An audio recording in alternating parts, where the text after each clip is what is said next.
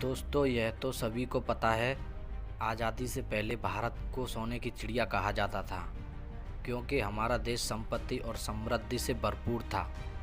भारत के पास कोहिनूर हीरे से लेकर अन्य कई बेशकीमती रत्न थे जो शायद किसी अन्य देश के पास मौजूद थे। भारत की इसी समृद्धि को देखकर अंग्रेज लोग भारत के साथ व्यापार करने के लिए आकर्षित हुए। अंग्रेज सरकार ने व्यापार के बहाने भारत की भोली भाली जनता से आर्थिक लूटपाट करना शुरू कर दिया, जिससे भारत आर्थिक रूप से कमज़ोर होता गया। भारत का हर व्यक्ति इस बात को जरूर मानता है कि यदि ब्रिटिश शासन भारत में ना होता तो शायद आज भारत की तस्वीर कुछ अलग ही होती। लेकिन कुछ लोग ऐसे भी हैं जो यह मानते हैं कि यदि ब्रिटिश शासन भारत में ना होता तो कुछ ज़रूरी चीज़ें जैसे रेलगाड़ी का आना और शिक्षा का प्रसार आदि भारत में नहीं हो पाता, या फिर इस मामले में कई अन्य देशों की तरह बहुत पिछड़े होते। अंग्रेज़ों ने भारत में व्यापार करने के बजाय शासन करने का सोचा।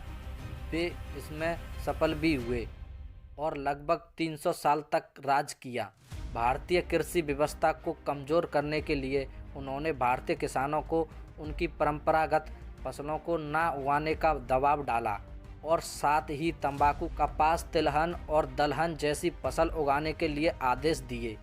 इसके पीछे उनका मकसद विश्व स्तर पर फसल का मुनाफा लेना था। हालांकि अंग्रेज़ों ने किसानों को इसका लाभ नहीं दिया और उनसे पशुओं की तरह काम करवाया। भले ही अंग्रेज़ों ने भारतीय किसानों से ज़बरदस्ती नई फसलें उगवाईं, लेकिन इसका फ़ायदा आज़ादी के बाद कृषि क्षेत्र में देखने को मिला।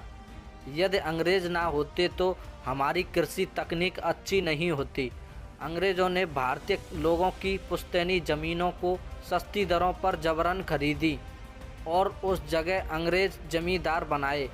वह लगान की दरों को बढ़ा दिया गया, जिस वजह से कर्ज में डूबे हुए किसानों की हालत और भी बदतर हो गई और वे अंग्रेज़ों की गुलामी करने को मजबूर हुए। इससे लोगों में अपने हक के लिए लड़ने की भावना प्रबल हुई। यदि भारत में अंग्रेज नहीं आते तो यहाँ की जनता में मुश्किलों का सामना करने का जज्बा ना आता। अंग्रेज़ों ने नई नीति अपनाते हुए कपड़ा बनवाने के लिए भारत से कच्चा माल सस्ते दामों में खरीदकर इंग्लैंड बेचते और फिर वही कपड़ा भारत में महंगे दामों पर बेचते। इससे भारतीय कपड़ा व्यापार पर दुष्प्रभाव पड़ा। बाद में उन्होंने भारत में ही कपड़ा बनाने के कारखाने लगवा दिए और भारत के मजदूरों से फ्री में काम करवाने लगे।